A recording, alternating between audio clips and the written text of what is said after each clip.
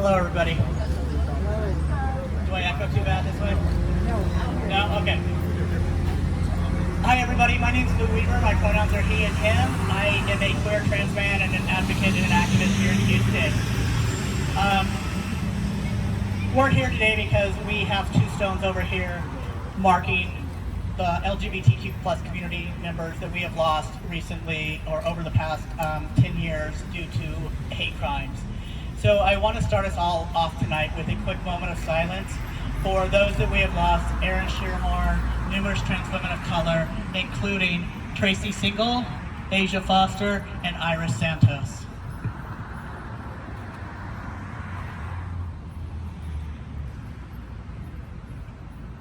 Thank you. I want to introduce you to Alan Everett.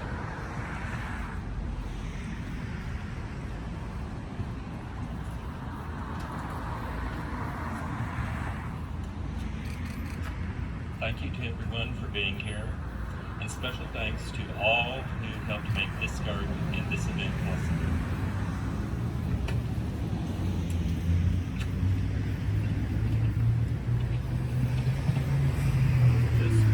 Just in case you don't know, the Montrose Remembrance Garden is a place of reflection dedicated to LGBT victims of violence, hate crimes, and bullying.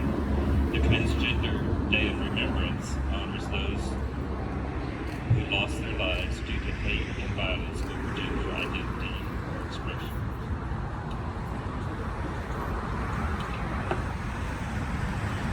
A friend of mine was asking me last week, why is this garden important to you? Well, that's a good question. I always thought it was important to me and to the community, but I never really thought exactly why. Yes, of course, it is important because it acknowledges the loss of our loved ones, but even more because the Remembrance Garden makes a statement just by being here, by existing as a public marker or as a monument of sorts. It says these people were and are important to us. We love them, and we are outraged by the senseless way they were taken away from us, whether done by murder or bullying or other violence, or by any other hate crimes. I recall an experience I had at the garden 5 years ago, shortly after the mass murders at Pulse nightclub in Orlando, Florida. Early one morning, about 2 a.m., I was leaving TC's, saying goodbye to my friend Ramon, and heading towards my car on Hyde Park. I was walking past the Montrose Remembrance Garden, where a lot of people had recently left flowers, candles, letters of sympathy, teddy bears, and such for victims of violence at the Pulse nightclub in Orlando. I was asked by a young man if I was okay. Yes, I answered, but there were several other young people there who were contemplative and who were overwhelmed with grief. We all paused to take it all in and to talk about recent events, including the tragedy in Orlando and the vigils that were being held all over the country for the victims.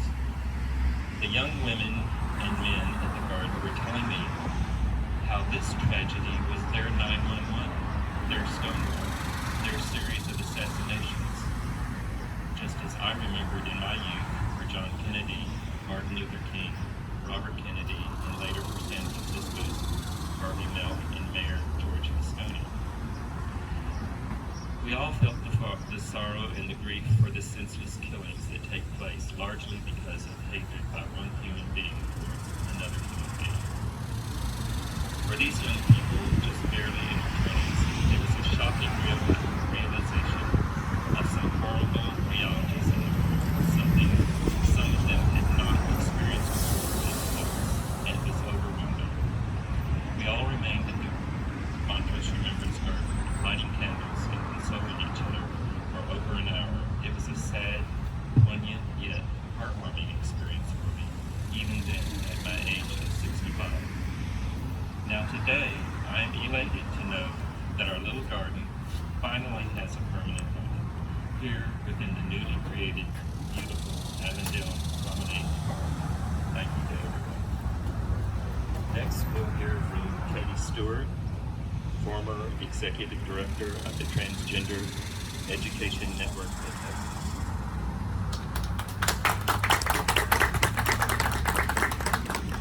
Thank you, Ellen. You know, for me, these markers represent that word community. And community is so important, right?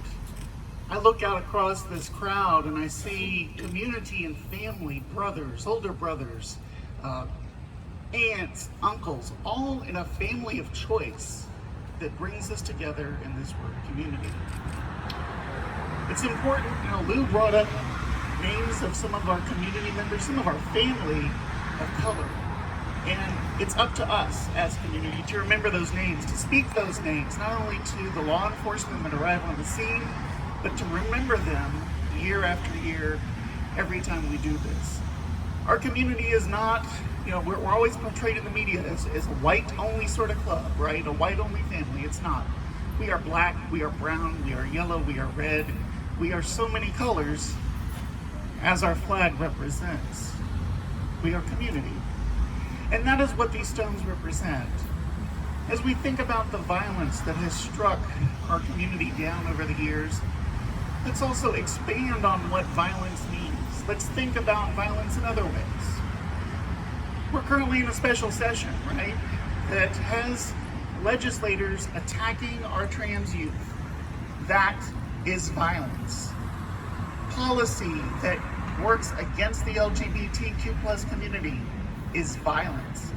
We have to make sure that in our communities, we bring forth people, we support leadership, and we raise to elected officials, individuals who support this concept of community and create policy that is inclusive of us in positive ways. Again, thank you for being here this evening, and I hope you take a moment to see the markers. This was a wonderful effort by Lou, by other members in this community, Phyllis Fry being one of them, all of us knowing Phyllis.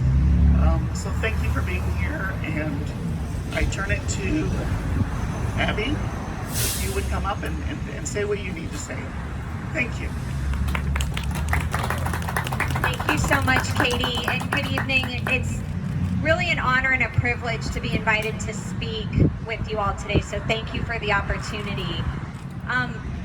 I'm going to be thanking several people, and I'm sure I'm going to miss someone, so if I do, I apologize, but really there's a lot of credit to go around, so I'm going to do my best to get to everyone. But of course, we're here today to recognize the 10th anniversary of the Montrose Remembrance Garden and Transgender Day of Remembrance. And I'm so happy that we now have a permanent new home for the Remembrance Garden, where the community can come together to honor those who are no longer with us, but also those who are survivors of anti-LGBTQIA plus violence, hate crimes, and bullying. And today we also remember, in addition to Aaron Shearhorn, all the victims of this type of hate violence, as well as advocates who we all will continue to make sure that their names are not forgotten, including Monica Roberts and Ray Hill, among many others in the community. This is an important part of Montrose and District C's history, and it's not lost on me that we're standing a few steps away from the ending point of the original Pride Parade, and I know that former Mayor Pro Tem Ellen Cohn will talk about that as well, but this is a testament to what happens when the community and the city come together. From civic leaders in the near-town Montrose and Avondale areas to the Houston Parks Board and the Parks Department, and of course City Council and the Mayor. A few weeks ago, we were actually here for the ribbon cutting of the opening of the park, and it was in large part thanks to Lou and Eden and several others who were present, who started a conversation, and we felt that it was important to have a standalone event for the Remembrance Garden, because it's so important that it is a standalone, that it stands out on its own as a place where the community can always be and come together to heal and to stand in one voice against hatred and bigotry. I want to point out we also did have some state funding for this, and I bring that up because, as Katie mentioned, the state's attacks right now are wholly unacceptable. So while we're appreciative of different department funding, what's happening with our elected officials is unacceptable and disgraceful.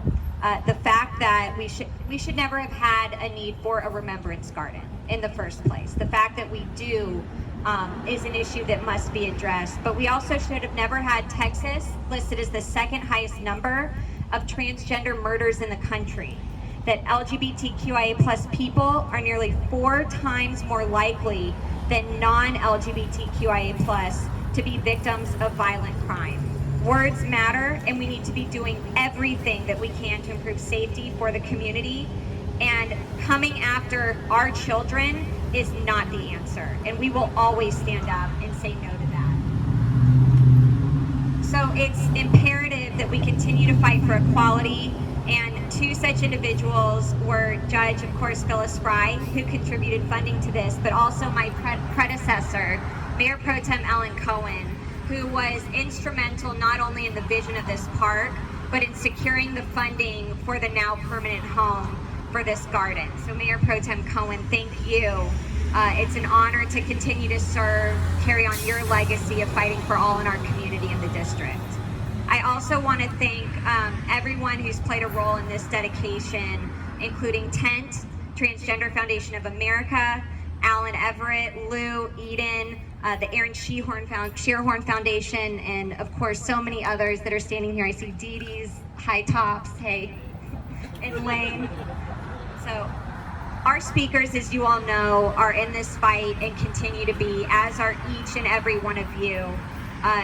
But above all, it's about you, and it's about the community. So thank you for being here today. And I brought with us a proclamation from my office. We don't need to read it because I know it's hot, but I will present it to Alan. Of course. And I wanted to also recognize Commissioner Ellis's office, who's also presented a proc if you want to come up. Commissioner Ellis is always an ally and has been such a big part of this community in fighting for the equal rights. So again, thank you all, and thank you so much for organizing this. Next up, we have Mayor Pro Tem Alan Cohen. Thank you, Councilmember. Thank you very much. I actually am a little bit at a loss for words, which is very unusual for me, because I remember when this was a schmutzy, dirty corner right here that no one wanted to pay attention to, and people came into my office and said, we have an idea, and here's some drawings that we think would be terrific. And I looked at it and I thought, not in my wildest dreams can I imagine this. And standing here now and looking at everything that there is, it's phenomenal. And the people who had those dreams, many are here today. I just want to applaud you all for being here, for making this come true. I've been pleased to advocate for the creation of the Avondale Promenade Park since the idea's inception in 2014, when the Houston Parks and Recreation Department first identified the lower Westheimer corridor as in need of green space. There's simply nothing here. We knew at the time, given this area's unique historical and cultural significance to Houston, and particularly to the LGBTQ+ community, that the planning for this new park must blend these elements into the design. We worked with Avondale and Montrose neighborhoods, and the plans we crafted together are particularly fantastic because they are so unique for this neighborhood. They highlight both the historic architecture of the neighborhood and the relocation of the LGBT Remembrance Garden to the new park. The garden serves, as many have mentioned, as a memorial honoring Houston's LGBTQ+ victims of violence. And moving it from a private property to the park ensures that it will be protected permanently at its new public home. No one's going to take this away from us. This is a particularly fitting location because the intersection adjacent to the park served as the stopping point for the annual Houston Pride Parade. And just down the block is a street where we were able to paint a rainbow crosswalk. So many of you have seen that, so it's perfect. This is a true community, and this is a true community park. And I'm so proud to see it become a reality. I want to thank Mayors Turner and Parker for their strong support, the Houston Parks and Recreation Department for their hard work and expertise, and especially District C Council Member Abby Kamen for bringing this project home. She crossed the finish line with it. Congratulations to you all. You are most deserving. Thank you. And now, Lane Lewis, former Harris County Democratic Party Chairman. Thank you. When I was in my early 20s, I'm 54 now, so this was a few years back, there was a club right up the street called Heaven. And my friends used to tease me that I would miss my own funeral to be at Heaven on a Saturday night to hear Scooter Bearden play house music, and that is not far from the truth. Now, I was living out in Pasadena, the other gay mecca, as I'm sure you know, those that have been to Pasadena. And I would drive into Houston very early on a Saturday night. Now, there were three main reasons why I would come early to Heaven on a Saturday night. One, you got in free between 10:30 and 11, and I was only about 22, so free was good. They had, I think it was either 50-cent well drinks or dollar well drinks until 11. And again, I was about 22, so cheap drinks were good. But the primary reason I left Pasadena early every Saturday night to get down to Heaven by 10:30 was because we were being hunted. This was probably about 6 to 8 months before Paul Broussard was murdered. But we were literally being hunted in the streets. It was a game for these young men and boys, and I use both of those words loosely. They would come in from Pasadena, the Woodlands, other areas, to hunt gays because fun, I guess, right? How much fun can you have with a baseball bat and a 2x4? And so what I would do is I would get down here right there, right behind Heaven. I forget what that street is called. Hyde Park. And I'd park right there by the stop sign. There used to be a row of kind of crappy houses right there. They're all gone now. But I liked that spot because it was really close to the back parking lot. It was free, I didn't have to pay. And there were houses right there on the corner where the club is and Hamburger Mary's is. So I knew if I needed help, I could run and bang on a door. Again, this was about 6 to 8 months before Paul was killed. One night, I pulled up and I would park, and I would sit in my car and I would wait, because you never wanted to walk alone. So I would sit in my car, and I would wait till another car parked near me, and they would get out, and then I would get out of my car and blend in. One night, the car pulled up, a couple of guys got out, and they began walking towards the back of Heaven. A truck pulled up right in front of it. I didn't pay that much attention to it at the time. I started to get out of my car, and as I did, I heard the passenger in the truck say, "Do you know where Heaven is?" And that caught my attention. One of the guys said yes and began to point. The driver and the passenger locked eyes with me. So now it's 3 guys, not 2. They said thank you. They made a right-hand turn and began going north, I suppose it was. And as they passed by, I was careful not to make eye contact, but I'm a pretty tall guy. So I was able to peek, kind of do one of these over the bed of the truck. And sure enough, there were 2 young men laying flat in the back of the truck, because that was part of the game. They would ask you where a gay club was. If you said you knew, they would come out of the bed of the truck, beat you, jump back in, and race off. I remember when I caught up to the guys that were now kind of in front of me, looking behind them, I said, "Guys, you need to get off the street. We get into the bar, because they're going to come around. They're going to make the block." Fortunately, nothing happened that night to us. That can't be said for a lot of people. And I wish I could say things have improved, but I'm not so sure they have, particularly for people of color and the trans community. So this space not only reminds us of the past, but it should also serve to remind us to stay vigilant for the future. Thank you.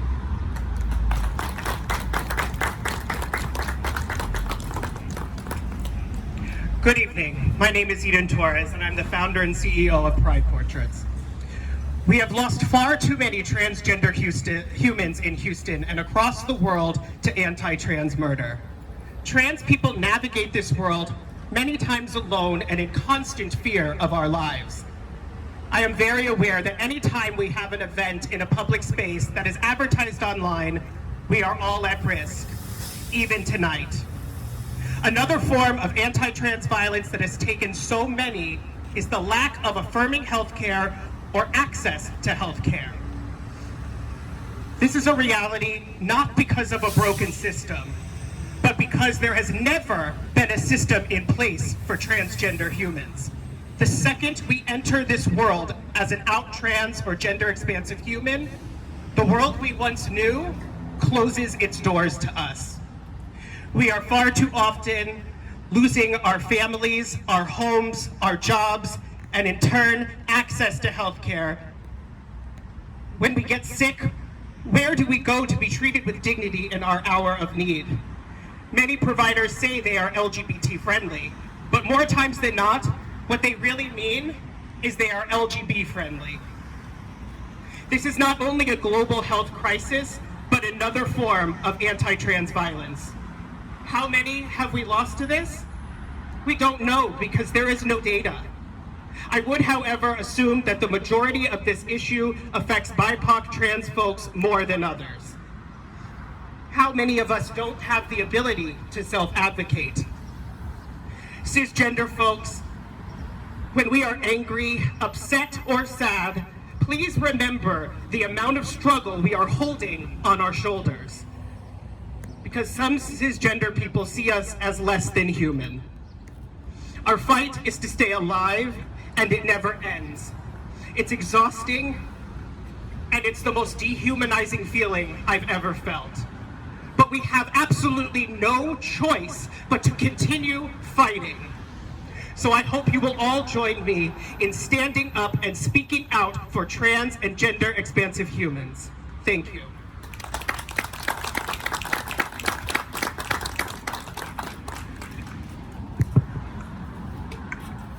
Okay, so my name is Dee Dee Waters. My pronouns are she, her, and hers. Oh, can you all hear me now? Okay. Damn, I can hear me too. Okay, so my name is Dee Dee Waters. My pronouns are she, her, and hers. First and foremost, thank you all so much for being here. So I got to do a little something real quick so you all can give me a second. So Lou, I apologize from the bottom of my heart. I was supposed to read to you all, and that's not what's going to happen. The reason being is because I was handed these 3 cards. And see, some of you all don't understand what is taking place within these 3 individuals who's just pieces of paper that sit in my hand. I held an event and we identified her within hours, right? I did her funeral. Like, me and Monica rented a van and we like brought kids from up the street to her funeral. And like, this caused a lot for me. Iris Santos, like, what you doing? Thank you. Because when I needed you, you showed up. You know what I'm saying? Like, I don't need to know why, but you know why. Like, and that's what's up. Like, you all may not even understand to what capacity, like, this is done.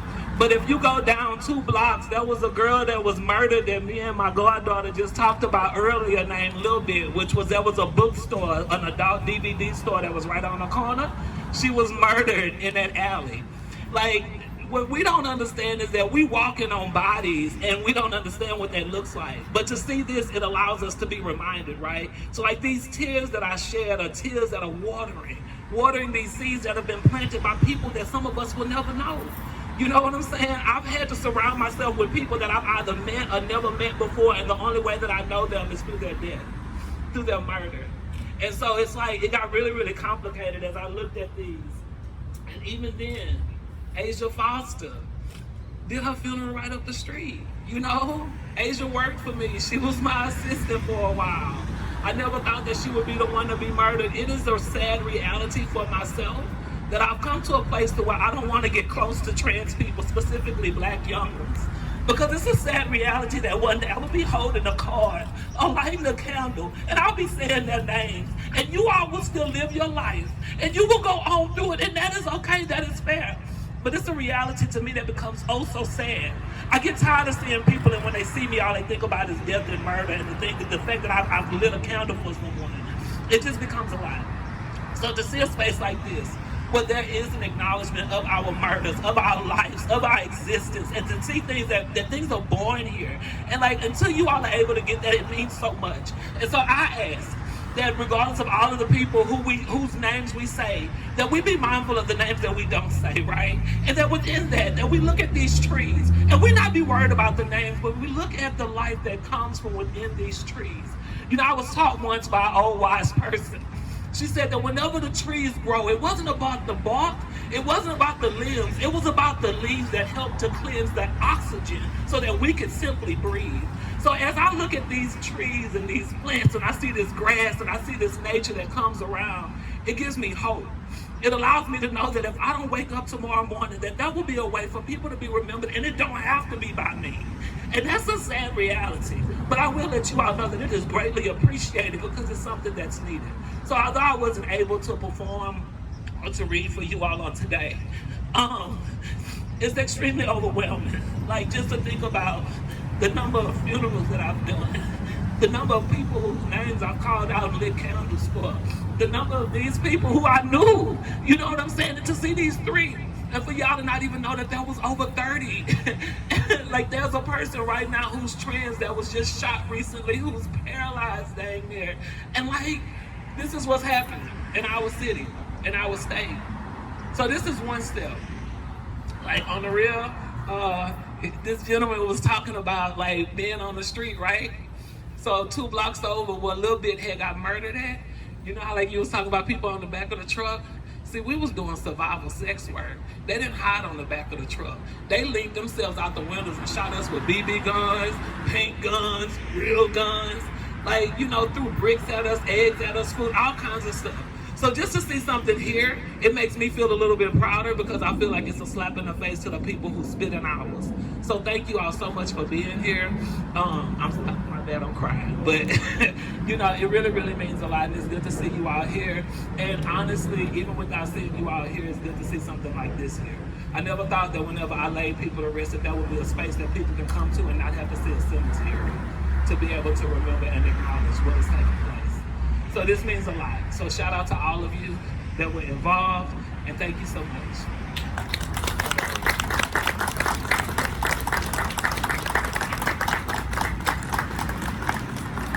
So thank you, everybody. I'm going to read a statement from the Houston Coalition Against Hate. They couldn't be here tonight, but I thought it was very important to hear from them. So the Houston Coalition Against Hate is grateful for the opportunity to express its solidarity with people of all gender identities and sexual orientations in our community and across the nation. As a network of 55+ organizations, institutions, and leaders working together to reduce hate and encourage belonging in the greater Houston area, we are acutely aware of the staggering statistics of trans lives taken far too soon. Our thoughts and condolences are with the families and communities of those who have passed. May their memories be an inspiration to all of us who know that everyone deserves to be safe and protected. We must not remain silent.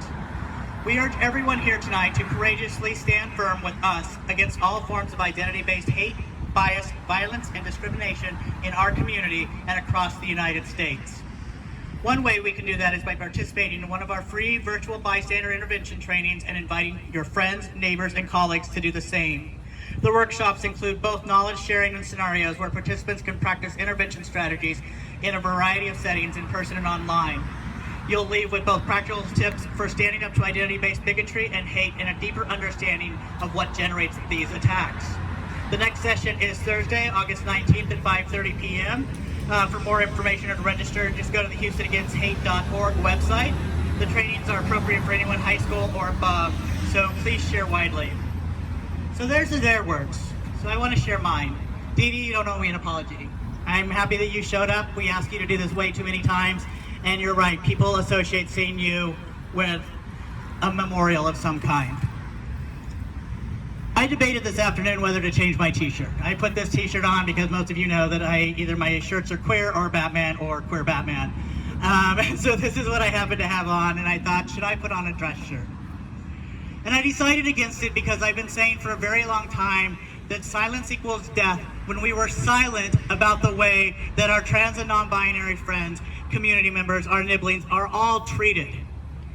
We live in the 4th largest city in the United States, and we are still without an equal rights ordinance. We live in one of the biggest states in America, and instead of protecting everybody, as Councilmember Kamen said, they are literally attacking trans youth in the special session. They are trying to attack access to health care. Ian was talking about that. And it's not just my transition-related care, it's abortion care, it's everything, right? It's all on who can be okay, who is visible, and who is allowed to take up space. Every one of you, we are the ones allowed to take up space, and we have to continue to do that. And I want to say thank you to all of you who gave up time of your night to be here and to do this, because it's not easy. It's never easy to sit here and talk about the people we've lost, but we have to do it, and we have to remember the people that are here, because if we don't, it will happen over and over and over again. We already know this. Dee Dee knows it on a personal level, as do many trans people. I really want to thank HPD. I know having a relationship with the police department can be very difficult for folks, but we have an LGBTQ liaison who is a member of our community who has gone above and beyond to make sure that she is known to us, that we know her, and beyond a shadow of a doubt, I trust Officer Joe Jones, as do many others. She alone has helped people connect to detectives and has helped solve crimes against the trans community just in the past year and a half since she's taken this position. I also want to highlight my lost officer Stephanie Reyes over there. She is our hate crimes person. She takes the reports around hate crimes. If your officer who took your report didn't mark it, call Officer Reyes. She's your advocate. She will help take care of you, and she will be there for you.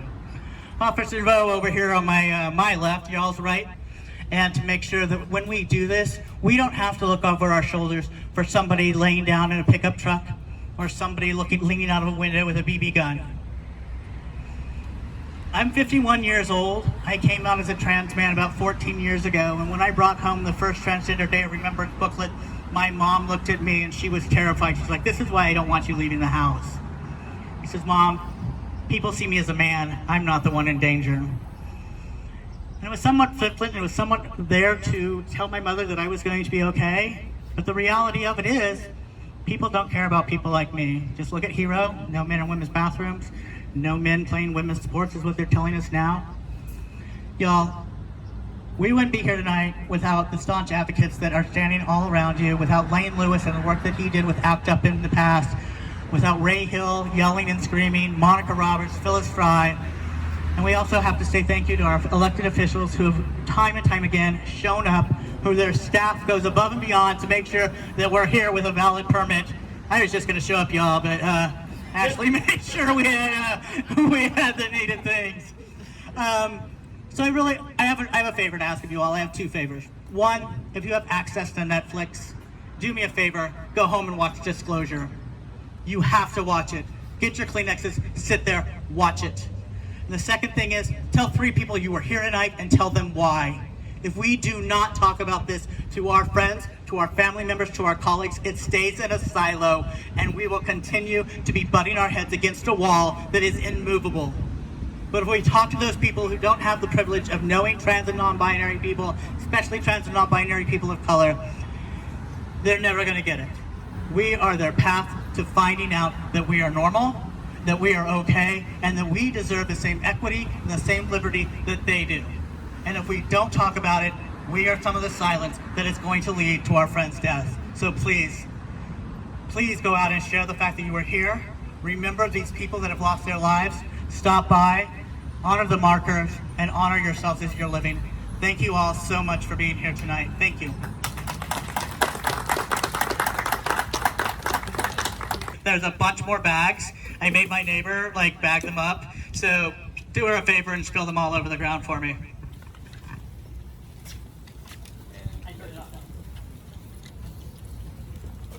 Let me invite you to walk over to the triangular flower bed over there. That's where the actual core of the Montrose Remembrance Garden is.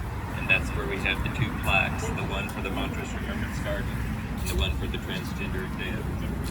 Thank you.